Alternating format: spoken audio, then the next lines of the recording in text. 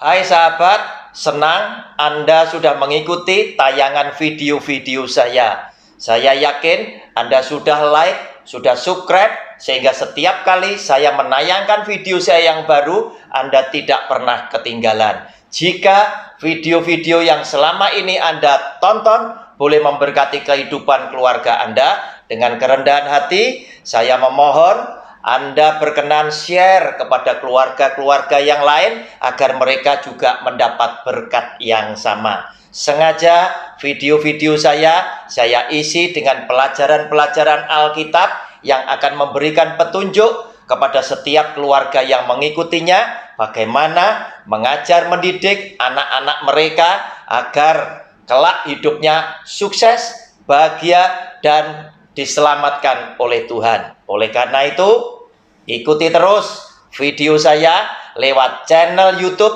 Roni Suwono. Shalom.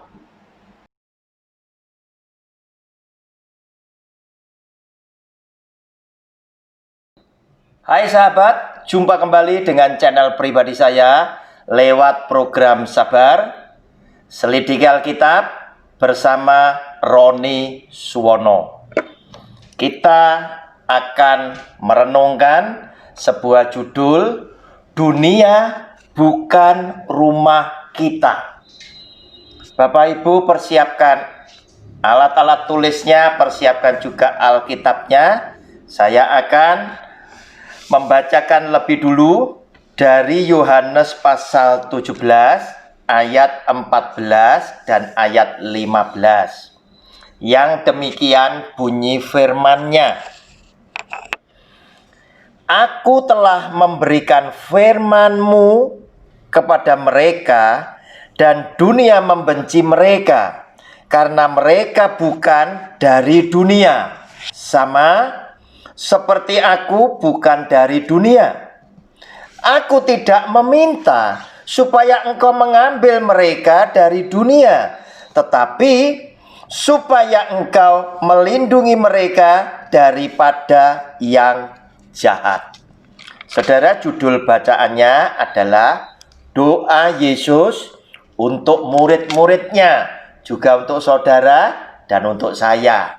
Saudara lihat, permohonan Tuhan Yesus, Dia ingin sekali Anda dan saya tidak usah diambil dari dunia ini dulu, biar hidup di dunia ini.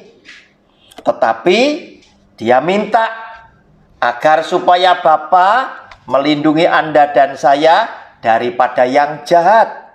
Karena Dia tahu ketika Anda dan saya diutus oleh Dia, sesungguhnya Dia mengutus kita seperti domba ada di tengah-tengah serigala. Inilah gambaran ketika Anda dan saya hidup di dunia yang maju, yang hebat dengan segala daya tariknya, tetapi ada begitu banyak daya tarik yang bisa membuat Anda dan saya jatuh di dalam dosa. Kenapa? Karena dunia yang semakin maju, semakin menawarkan kenikmatan daging, kenikmatan mata, dan keangkuhan hidup. Itulah yang membuat saudara dan saya harus selalu hati-hati, waspada, jangan sampai kita jatuh di dalam dosa. Nah saudara, ketika Tuhan Yesus berkata, firman-Mu Bapa sudah kuberikan kepada para murid-muridku, juga diberikan untuk saudara dan saya. Tetapi dunia itu tidak bisa menerima kita. Kenapa? Karena akibat kita menerima firman Tuhan, kita melakukan seperti apa yang diperintahkan oleh Tuhan, kita nampak berbeda dengan dunia. Bahkan kontras sekali. Kelihatannya kita bertolak belakang dengan dunia. Ketika kita sedang menawarkan sebuah kasih, dunia tidak bicara tentang kasih. Dunia bicara tentang sebuah kekerasan. Ketika kita bicara tentang hal memberikan persaudaraan, dunia bukan sedang bicara tentang persaudaraan. Dunia justru sedang membicarakan tentang iri hati. Selalu bertolak belakang, sehingga di dalam kehidupan kita sebagai anak-anak Tuhan. Oleh karena itu, kita sulit sekali kita bisa diterima oleh dunia di mana kita hidup. Tetapi dia berkata, aku tidak meminta engkau agar supaya murid-muridku engkau ambil dari dunia, tetapi aku hanya ingin engkau melindungi mereka daripada yang jahat. Tentunya permohonan permintaan Tuhan Yesus kepada Bapaknya untuk Anda dan saya pasti punya sebuah tujuan. Walaupun kita tahu sesungguhnya bahwa dunia ini, kata Tuhan Yesus, bukan rumah kita. Karena apa? Dia katakan, aku bukan dari dunia ini, demikian pula dengan murid-muridku. Nah saudara, kita yang mengasihi Tuhan Yesus adalah bukan dari dunia ini. Dunia bukan rumah kita, tetapi kita tetap harus menjalani kehidupan kita sampai kita pulang ke surga.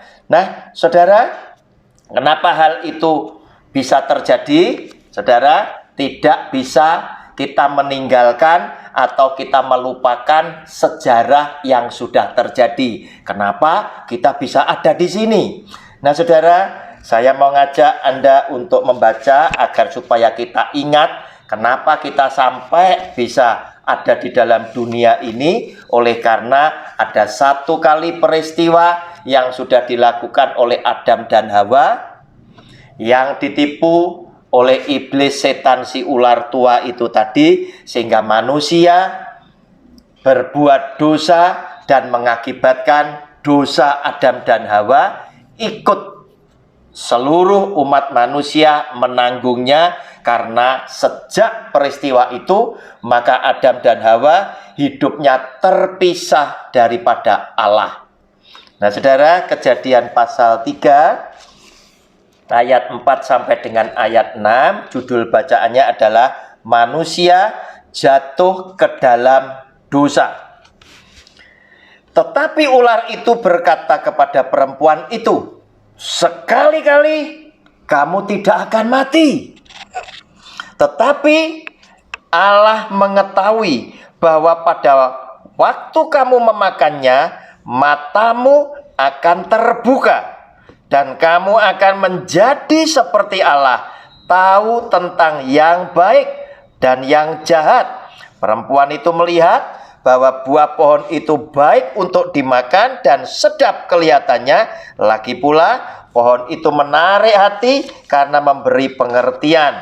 Lalu ia mengambil dari buahnya dan dimakannya dan diberikannya juga kepada suaminya yang bersama-sama dengan dia, dan suaminya pun memakannya. Saudara, lihat apa yang terjadi. Lagi-lagi Hawa yang sudah mengetahui apa yang diperintahkan oleh Tuhan, dia berkata, kata Tuhan, jangan engkau makan. Karena pada saat engkau raba, engkau makan buah yang dilarang oleh Tuhan, maka engkau akan mati. Lihat, dunia tempat kita tinggal adalah dunia yang tidak bisa terima kita. Kita diajar jangan berdusta. Kita harus menunjukkan hidup yang jujur, berkata-kata dengan tulus hati dan lain sebagainya. Tetapi dunia yang ada di dalam genggaman kuasa iblis selalu memberikan sesuatu yang bertolak belakang dengan sorga, dengan anak-anak Tuhan. Justru pada waktu itu, iblis, setan, si ular tua ini berdusta. Ketika kita harus jujur, dia melakukan dusta. Dia mendustai Hawa dengan berkata, sekali-kali kamu tidak akan mati. Nah saudara, inilah kata-kata dusta iblis untuk membuat iman daripada Hawa itu goyah. Itu goyah. Sehingga mulai Hawa berpikir, kok bisa saya tidak mati? Kemudian justru iblis menambahi untuk meyakinkan dustanya. Tetapi Allah mengetahui bahwa pada waktu kamu memakannya, matamu akan terbuka dan kamu akan menjadi seperti Allah, tahu tentang yang baik dan yang jahat. Saudara, hati-hati, dusta yang seringkali ditambahi dengan fitnah itu akan membuat orang bisa semakin yakin percaya dengan dusta atau fitnah tersebut, sehingga Hawa mulai berpikir, oh kalau dengan demikian aku tidak boleh makan gara-gara apa? Allah takut bahwa aku bisa menjadi seperti dia. Aku bisa mengetahui apa yang baik dan apa yang jahat. Nah, dengan demikian otomatis Hawa mulai lebih condong kepercayaannya kepada iblis setan si ular itu daripada Tuhan yang sudah selama ini berbuat baik dan hidup penuh dengan keharmonisan dengan Adam dan Hawa di Taman Eden. Nah, saudara, lihat, hati-hati. Kita mesti menjadi orang yang berbudi luhur, bahwa kebaikan Tuhan yang selama ini sudah diberikan itu harus tetap ada di dalam hati kita masing-masing, agar supaya ketika ada iblis setan yang memberikan hasutan, memberikan fitnah atas kejelekan keburukan Tuhan yang sebetulnya tidak pernah dia lakukan, kita tidak gampang percaya. Karena apa? Kita akan berkata, Tuhanku bukanlah yang seperti ini. Selama ini dia tidak pernah mengecewakan aku. Justru selama ini dia menunjukkan kasih-Nya, memelihara hidupku dengan segala yang luar biasa. Oleh karena itu, aku tetap mau setia kepada Yesus sebagai Tuhan dan Juru Selamatku. Saudara, hati-hati. Dusta dan fitnah itu selalu dipakai oleh orang-orang yang menjadi anak-anak iblis. Hati-hati. Kenapa? Karena iblis setan sejak mulanya dia adalah seorang pendusta. Karena itu iblis setan selalu disebut sebagai bapak pendusta. Saudara, lihat, perempuan itu melihat bahwa buah pohon itu baik untuk dimakan dan sedap kelihatannya.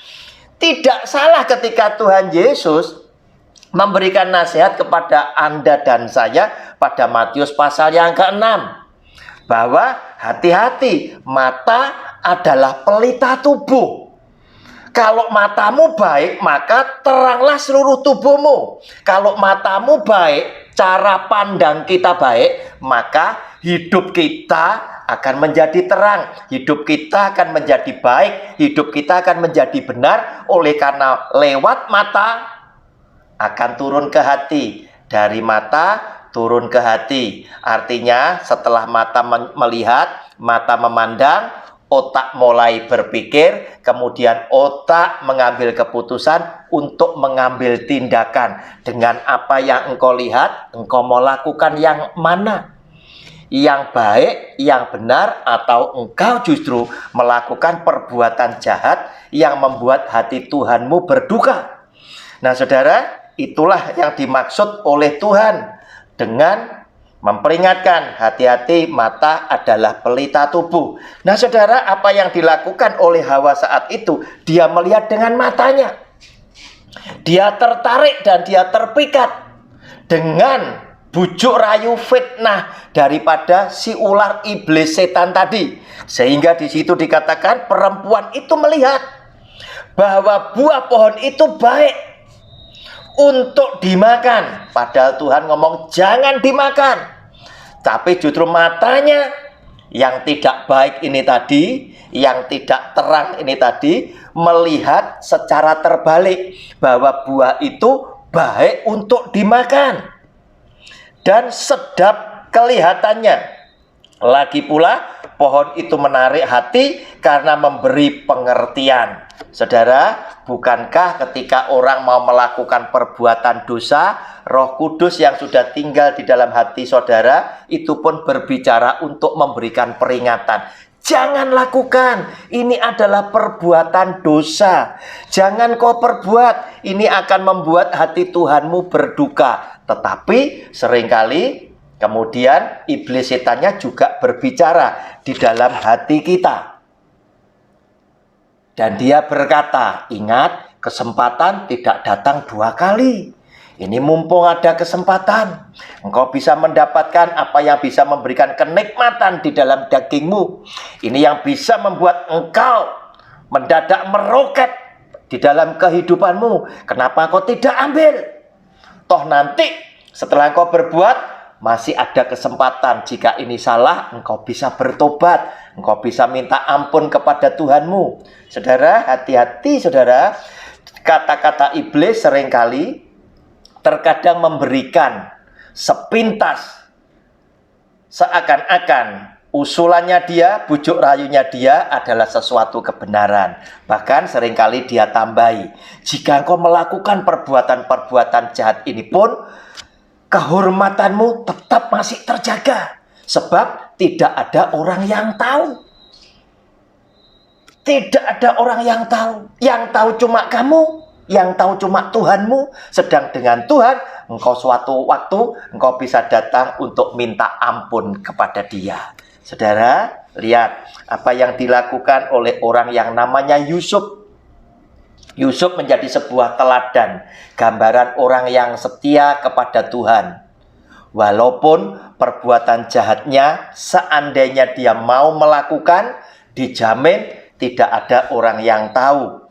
Ketika itu, istri Potifar sebagai tuannya, Yusuf sebagai budak yang dipercaya oleh Potifar, telah diberi kuasa yang begitu besar oleh tuannya, yaitu Potifar. Sehingga sejak kuasa itu diberikan kepada Yusuf, maka rumah Potifar ini sangat diberkati oleh Tuhan karena Yusuf. Dikatakan demikian sebab Yusuf adalah orang yang dikasihi Tuhan dan disertai oleh Tuhan.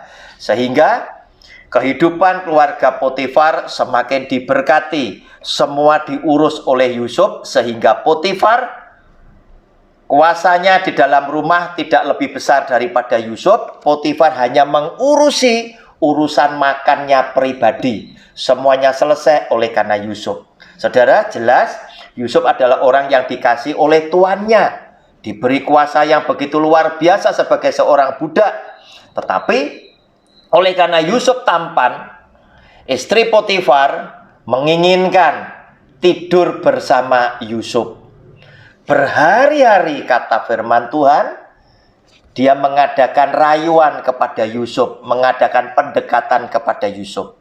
Tetapi Yusuf tahu, siapa aku, siapa engkau, siapa Tuhanku, siapa Tuanku Potifar. Sehingga ketika hari pencobaan itu datang, di mana istri Potifar dengan nafsu birahinya mengajak Yusuf tidur bersama dengan dia, dengan meyakinkan bahwa hari ini di dalam rumah ini tidak ada orang yang tahu jika engkau mau melakukan bersama aku. Saudara, Yusuf tahu tidak ada orang, tetapi dia yakin ada mata Tuhan yang menyaksikan apa yang sedang dia perbuat. Oleh karena itu, Yusuf langsung menolak kepada istri Potifar dan dia berkata, "Stop tante, jangan lakukan yang lebih dari ini." Kenapa?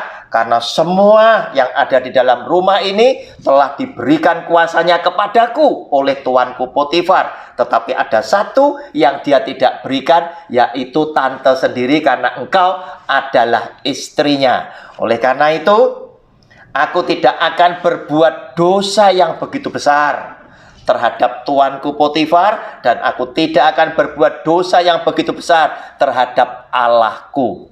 Saudara, inilah kesulitannya kita, bahwa dunia itu bukan rumah kita.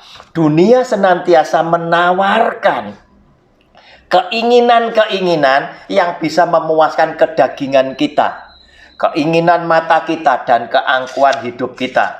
Semua orang yang hidup di dunia selalu ingin memanjakan nikmat daging, nikmat mata, dan keangkuhan hidup diakui oleh orang sebagai orang yang terhormat, orang yang kaya, orang yang berprestasi, dan lain sebagainya. Saudara, oleh karena itu berhati-hatilah, sebab Tuhan tidak menghendaki hal yang demikian, karena rumah kita bukanlah dunia ini.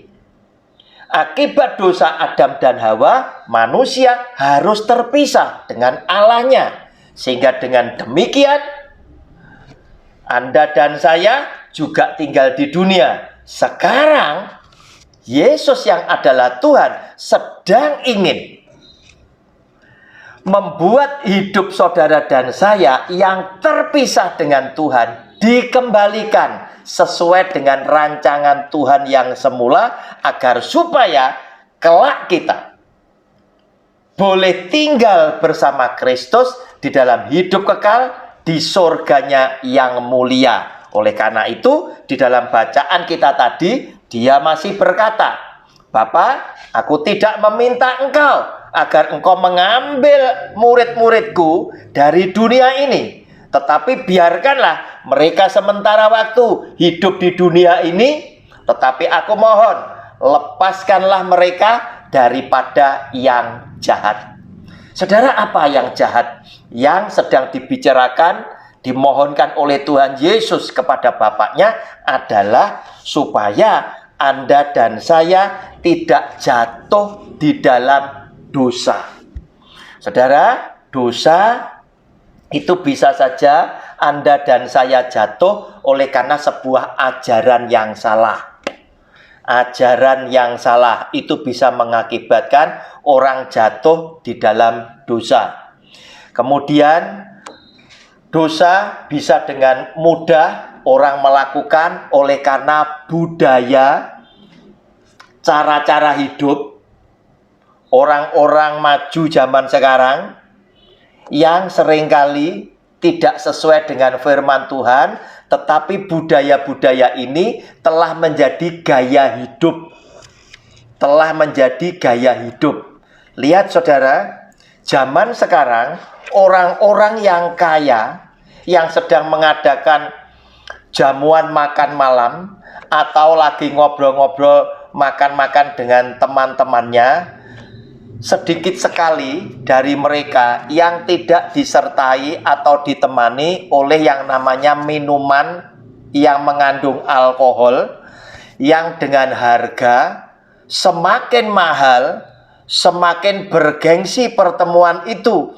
Karena semakin mahal yang bisa disajikan, menunjukkan bahwa yang menyajikan adalah orang yang memiliki kelas tertentu, dan kelompok yang sedang mengadakan pertemuan juga adalah orang-orang yang sangat istimewa. Sehingga tidak jarang pertemuan-pertemuan demikian selalu tidak lupa orang-orang yang mengadakan pertemuan itu memfoto event-event mereka dan men-share kepada teman-temannya bahwa mereka barusan mengadakan pertemuan makan-makan bersama teman-temannya, dan ditemani juga tidak jarang di-shoot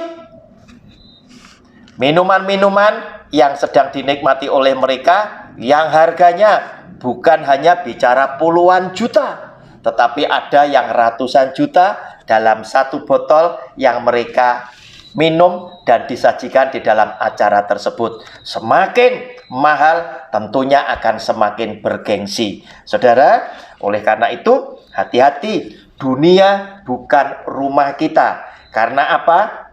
Karena dia memang menghendaki supaya Anda dan saya dilepaskan daripada yang jahat. Tetapi biarkanlah murid-muridku tinggal hidup di dunia ini lebih dulu, sementara waktu. Karena apa? Lewat hidup saudara dan saya, Yesus yang adalah Tuhan menghendaki engkau boleh menjadi saksinya, engkau boleh menjadi teladannya, engkau boleh menjadi berkat untuk orang lain, engkau boleh menjadi terang di dalam hidupmu bagi sesama yang lain, engkau boleh menjadi garam untuk orang-orang yang ada di sekelilingmu, dan engkau boleh hidup tampil berbeda dengan dunia yang ada saat ini. Bahwa engkau adalah orang yang sukses, tetapi engkau menunjukkan hidup yang sangat sederhana. Engkau adalah orang yang sangat terhormat, tetapi engkau adalah orang yang begitu rendah hati. Engkau adalah orang yang demikian kaya, bukan berarti engkau tidak bisa menikmati nikmat-nikmat yang ada di dunia ini, tetapi di dalam hidupmu engkau lebih mementingkan kenikmatan yang engkau peroleh ketika engkau bisa berbagi untuk orang lain,